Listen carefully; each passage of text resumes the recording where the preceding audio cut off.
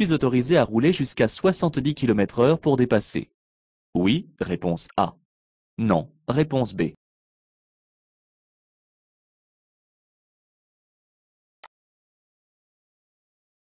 Dans cette situation, je me replace tranquillement dans la voie de droite.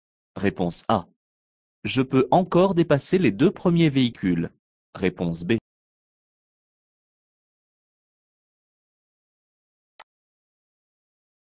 J'allume mon clignotant gauche. Oui, réponse A. Non, réponse B. Je dépasse maintenant. Oui, réponse C. Non, réponse D.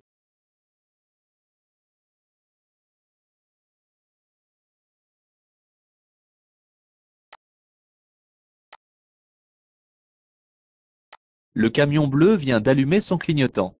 Je change de voie. Oui, réponse A. Non, réponse B. Je fais des appels lumineux. Oui, réponse C. Non, réponse D.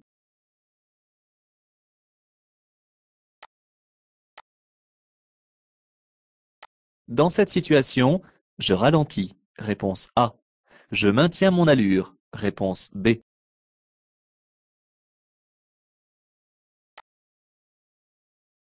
Je dépasse. Oui, réponse A. Non, réponse B.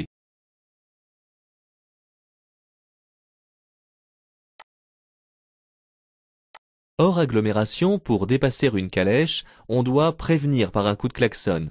Oui, réponse A. Non, réponse B.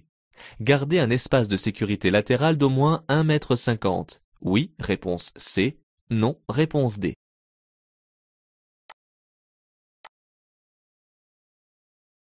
La voie de droite est réservée aux poids lourds de plus de 12 tonnes. Réponse A.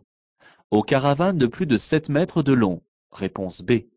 Aux véhicules roulant à moins de 60 km/h. Réponse C. Aux camionnettes de chantier. Réponse D.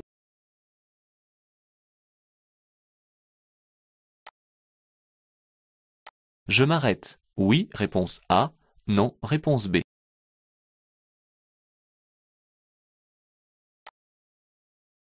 Je ne suis pas abonné. Je me place dans la voie de droite. Oui, réponse A. Non, réponse B.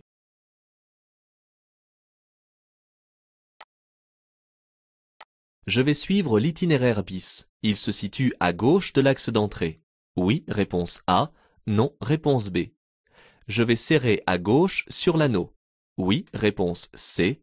Non, réponse D.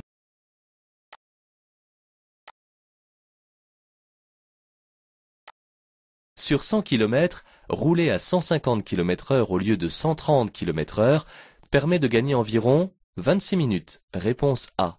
16 minutes. Réponse B. 6 minutes. Réponse C. Les usagers venant de droite doivent me céder le passage. Oui, réponse A. Non, réponse B.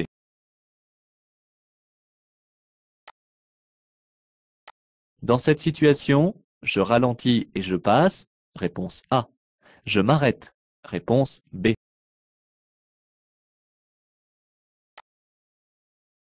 L'arrêt est obligatoire. Oui, réponse A. Non, réponse B. Je m'arrête. Oui, réponse C. Non, réponse D.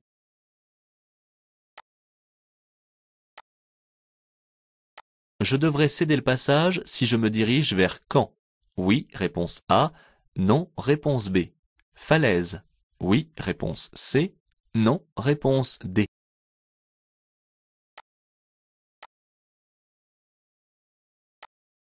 Je m'arrête au niveau du panneau. Réponse A. À la limite de la chaussée abordée. Réponse B. Je ne m'arrête pas car les marquages sont invisibles. Réponse C. La signalisation annonce un cédez-le-passage. Réponse A. Un carrefour à sens giratoire. Réponse B. Une interdiction de tourner directement à gauche. Réponse C.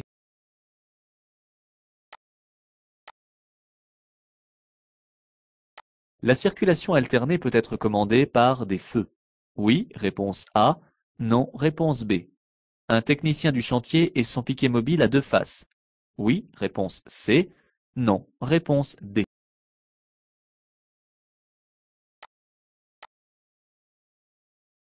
Pour passer les barrières de cette entrée de parking, je peux utiliser n'importe quelle voie. Oui, réponse A. Non, réponse B. Ce type de ralentisseur se franchit plutôt à 50 km/h. Réponse A.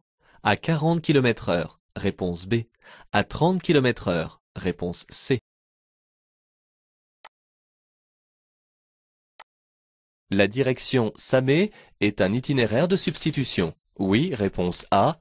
Non, réponse B. Je suis bien placé pour téléphoner. Oui, réponse A. Non, réponse B. J'allume le signal de détresse. Oui, réponse C. Non, réponse D.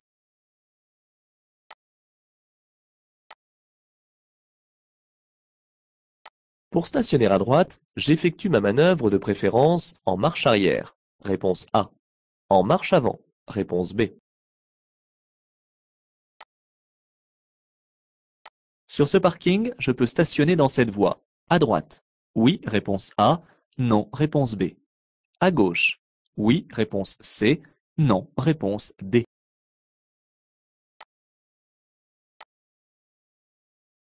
Le stationnement est considéré comme gênant sur le trottoir. Réponse A. Sur un zigzag jaune. Réponse B.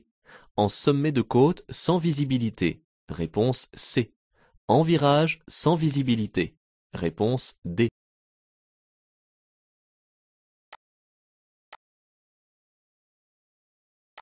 Je peux circuler en feu de position. Oui, réponse A. Non, réponse B. En feu de croisement. Oui, réponse C. Non, réponse D.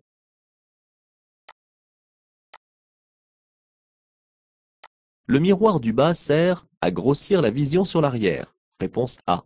À diminuer l'angle mort à gauche. Réponse B. À diminuer l'éblouissement la nuit. Réponse C.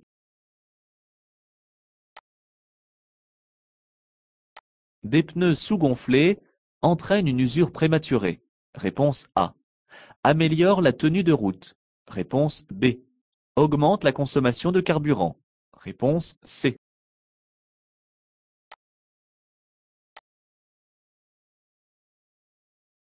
Lors d'un long trajet sur autoroute, je dois faire une pause d'un quart d'heure toutes les 2 heures. Oui, réponse A. Non, réponse B. Ce conducteur circule à 70 km/h et persiste à rester dans la voie de gauche. Je klaxonne. Oui, réponse A. Non, réponse B. Je fais un appel lumineux. Oui, réponse C. Non, réponse D.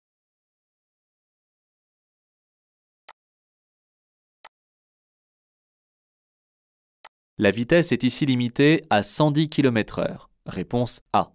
À 130 km/h. Réponse B. Je pourrais me rendre à Chabrerie en restant sur cet axe, puis en tournant à gauche. Oui, réponse A. Non, réponse B.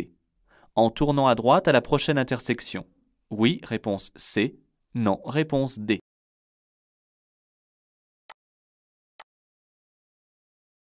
Cette interdiction peut éventuellement me concerner. Oui, réponse A. Non, réponse B. Je peux stationner comme le véhicule à droite. Oui, réponse A. Non, réponse B. Comme le véhicule à gauche. Oui, réponse C. Non, réponse D.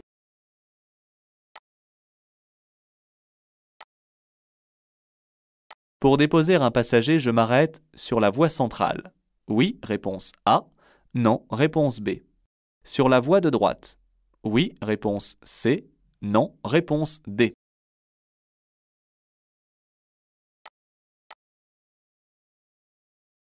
Après le panneau, je pourrais m'arrêter pour regarder le paysage. Oui, réponse A. Non, réponse B. Mon réservoir de carburant est plein. Réponse A. Vide. Réponse B. Je suis un utilisateur régulier de l'autoroute à péage. Le télépéage est une solution pratique de paiement. Oui, réponse A. Non, réponse B. Utiliser la climatisation fait consommer plus de carburant. Oui, réponse A. Non, réponse B.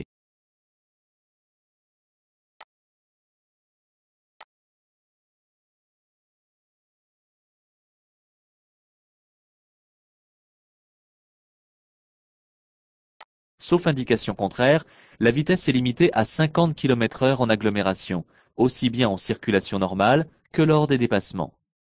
Si je circule ici jusqu'à 70 km/h, je risque une amende de 4e classe, ainsi qu'une perte d'1 point sur mon permis de conduire. La suppression de ma voie se situe à 400 mètres. Ces véhicules sont encore à une centaine de mètres de moi, et les rejoindre pour les dépasser risque de se terminer en fin de voie. J'opte pour la sagesse en revenant tranquillement à droite. Ici, le véhicule en face m'empêche de dépasser ce cycliste, car il n'y a pas assez de place pour lui laisser 1,50 m de distance de sécurité latérale. J'allume dès à présent le clignotant, tout en ralentissant, afin de bien communiquer mon intention.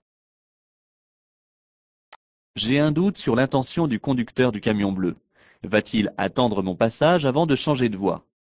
Aussi, je lui fais des appels de feu pour signaler ma présence, car je suis dans l'impossibilité de l'aider dans son dépassement. En effet, un véhicule me dépasse et je ne peux pas me déporter à gauche. Lorsqu'on me dépasse ou lorsqu'on est sur le point de me dépasser, je ne dois ni ralentir ni accélérer. En effet, en changeant mon allure, je pourrais provoquer une gêne pour le véhicule qui me dépasse ou celui qui me suit. Je maintiens donc mon allure. Je circule hors agglomération sur une route à double sens de circulation. La ligne axiale est une ligne mixte composée d'une ligne continue et d'une ligne discontinue accolée. Je dois tenir compte de la ligne la plus proche de ma voie. Il s'agit de la ligne continue. La signalisation m'interdit donc de dépasser. S'il y a bien une chose à ne pas faire avant de dépasser un véhicule tracté par des animaux, c'est d'utiliser l'avertisseur sonore. En effet, le bruit soudain risquerait d'effrayer les chevaux. Après avoir effectué tous les contrôles nécessaires, on dépasse en veillant à laisser une distance de sécurité latérale d'1,50 m au minimum. La voie de droite n'est pas exclusivement réservée aux seuls poids lourds ou attelages de grande longueur, mais à tous les véhicules ne pouvant atteindre à cet endroit une vitesse de 60 km/h. Cette voie est souvent aménagée sur les chaussées à pente difficile. Les feux rouges clignotent et les barrières vont s'abaisser. Un train va arriver dans les 20 secondes. Je m'arrête et je patiente. Je circule sur autoroute et j'arrive au péage. La signalisation indique que pour payer auprès d'un péagiste, je dois utiliser la voie de droite. Je vais donc contrôler derrière et à côté de moi, puis indiquer que je me dirige vers la droite. Si je trace un trait dans l'axe de ma voie sur le panneau, l'itinéraire bis se situe effectivement à gauche. Cela m'autorise à serrer à gauche dans l'anneau afin d'assurer la fluidité du trafic pour les entrées et les sorties des véhicules. Contrairement à ce qu'on pourrait croire, rouler au-dessus de la vitesse limite ne permet pas de gagner beaucoup de temps. Sur 100 km, rouler à 150 km/h au lieu de 130 km/h ne permet de gagner qu'à peine plus de 6 minutes. Et encore, faut-il ne pas être ralenti en cours de route, sinon ce ne sont que quelques minutes de gagné. Le gain de temps ne peut donc pas être un argument cohérent au non-respect des limitations de vitesse. De plus, rouler à 130 km/h au lieu de 150 km/h économise du carburant et participe à une limitation des rejets polluants. L'intersection est signalée par des balises de position. À elle seule, elle ne donne aucune indication quant au régime de priorité applicable ici. Cependant, l'intersection est à cet endroit gérée par un signal de stop, ainsi que le montre la ligne d'effet au sol et le panneau, que je peux distinguer d'où je suis. Je n'ai pas à céder le passage aux véhicules débouchant de droite, mais je reste néanmoins vigilant. Un piéton est en train de s'engager sur la chaussée au niveau d'un passage piéton surélevé. Il attend de moi clairement que je m'arrête. En effet, tout piéton engagé sur la chaussée ou sur un passage protégé est prioritaire. À cet endroit, je m'arrête et cède le passage à ce piéton. Ne pas m'arrêter me coûterait 4 points. Je circule sur un chemin de terre et j'aborde une intersection régie par un panneau de céder le passage. L'arrêt n'est donc pas obligatoire, mais je dois céder le passage aux autres usagers. Un véhicule à traction animale arrive sur la gauche, je m'arrête car c'est un usager comme un autre. La signalisation m'annonce un carrefour giratoire à 300 mètres ainsi que la fin du caractère prioritaire de la route sur laquelle je circule, ce qui justifie la réduction de la vitesse dès à présent à 70 km/h. Quelle que soit la direction choisie, je dois céder le passage en abordant un carrefour giratoire. Un stop doit toujours être respecté quelles que soient les conditions atmosphériques. Aujourd'hui, la neige recouvre la chaussée et ne permet pas de visualiser correctement les marquages peints au sol. L'arrêt doit toujours être effectué, si les marquages sont effacés ou invisibles comme ici, à la limite de la chaussée abordée. Il faut être prudent au moment de l'arrêt, le risque de dérapage est important. Dans cette situation, le premier panneau m'annonce à la fois un carrefour à sens giratoire et un céder le passage à 75 mètres. En effet, un carrefour à sens giratoire, signalé en tant que tel, est toujours muni de signaux de céder le passage à chacune de ses entrées. Pour aller à gauche, je dois emprunter le sens giratoire par la droite.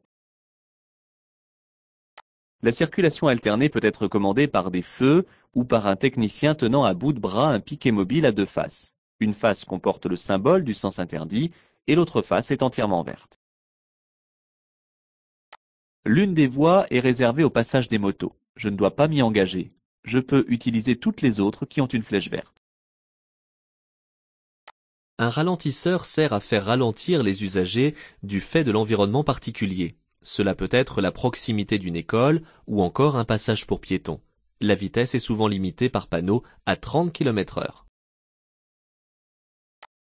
Ce panneau permet d'identifier un itinéraire S, dit de substitution. Ce type d'itinéraire correspond à un réseau associé à un réseau principal autoroutier auquel il se substitue lorsque celui-ci connaît des perturbations. Le numéro S2 permet de suivre l'itinéraire de remplacement indiqué qui double alors ce tronçon autoroutier particulièrement chargé.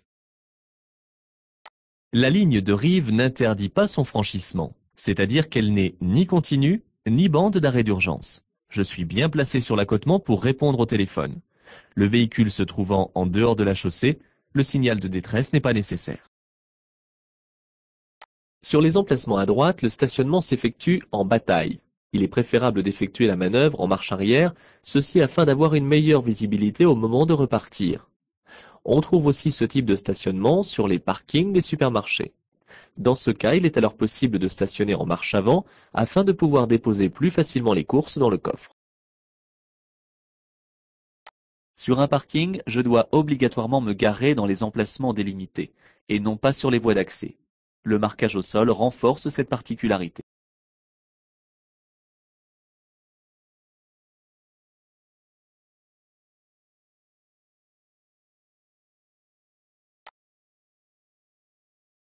Stationner sur le trottoir, comme le font ici ces usagers, est très gênant, voire dangereux lorsqu'il oblige les piétons à descendre sur la chaussée. Le zigzag marque un emplacement réservé pour l'arrêt des bus. Un sommet de côte, un virage, une intersection sont des lieux où l'arrêt et le stationnement sont plus que gênants et sont considérés comme dangereux s'ils masquent la visibilité ou s'ils empiètent sur les voies. En agglomération éclairée, l'utilisation des feux de position seuls ou des feux de croisement est indifféremment autorisée. Cependant, il est plutôt conseillé de circuler en feu de croisement afin d'être bien vu, notamment des piétons. Certains véhicules sont dotés d'un deuxième miroir afin de pouvoir suivre le plus longtemps possible un véhicule qui dépasse. Le rétroviseur intérieur montre l'arrière du véhicule. Sur ce rétroviseur extérieur, le miroir du haut prend en charge le moment du déboîtement, et celui du bas permet de suivre le véhicule lorsque celui-ci arrive à nos côtés. Il reste cependant encore un angle mort lorsque le véhicule est à notre hauteur. Je dois régulièrement contrôler l'état de mes pneus ainsi que leur pression. En effet, un gonflage incorrect dégrade la tenue de route du véhicule et engendre une usure prématurée des pneus. De plus, la consommation de carburant peut augmenter jusqu'à 10%. Le meilleur moyen de lutter contre la fatigue et la monotonie d'un long voyage sur autoroute c'est de faire une pause d'un quart d'heure toutes les 2 heures. Je rends ainsi le voyage plus sûr et plus agréable pour mes passagers. Les enfants pourront ainsi se défouler sur l'aire de jeu et retrouver leur calme pour la suite du voyage. Ce conducteur circule à une vitesse inférieure à la mienne et persiste à rester dans cette voie. Il arrive qu'un étourdi ne s'en aperçoive pas. Bien que l'avertisseur sonore ne soit pas interdit hors agglomération, j'évite de klaxonner pour ne pas le surprendre. De plus, il est probable qu'il ne l'entende pas. J'opte plutôt pour l'appel lumineux. Lorsque l'environnement est difficile pour certaines catégories de véhicules, une limitation de vitesse leur est alors imposée. Dans cette descente, la limitation de vitesse annoncée ne concerne que les véhicules tractant une remorque ou une caravane de plus de 250 kg. La vitesse, pour les autres usagers, est limitée à 130 km/h puisque je circule sur une autoroute. En continuant tout droit, je ne pourrai pas tourner à gauche plus tard, comme l'indique le panneau de prescription. Pour me rendre à Chabrerie, je dois donc d'abord emprunter la voie de stockage à droite pour pouvoir aller à gauche. J'aurai certainement de plus à céder le passage avant de couper l'axe principal. Ce panneau de prescription interdit l'accès de cette route à tous les véhicules affectés au transport de marchandises de plus de 12 mètres de long. Cette interdiction peut donc me concerner si je tracte une camionnette de grande taille. Ces deux véhicules sont en infraction car il est interdit de stationner complètement ou à cheval sur les trottoirs. En effet, sauf signalisation contraire, les trottoirs sont réservés aux piétons. Si je ne respecte pas cette règle, je risque une amende de 2e classe ainsi que l'immobilisation et la mise en fourrière du véhicule. La voie de droite est réservée aux bus. Il est interdit de s'y arrêter et d'y stationner. Je ne peux pas non plus m'arrêter sur la voie centrale car je gênerai les usagers qui suivent. De plus, cela serait trop dangereux. Je m'arrêterai plus loin lorsque la signalisation me le permettra et lorsque mon passager sera en sécurité lorsqu'il descendra du véhicule. Bien que le paysage soit joli, je ne dois pas pour autant oublier la sécurité.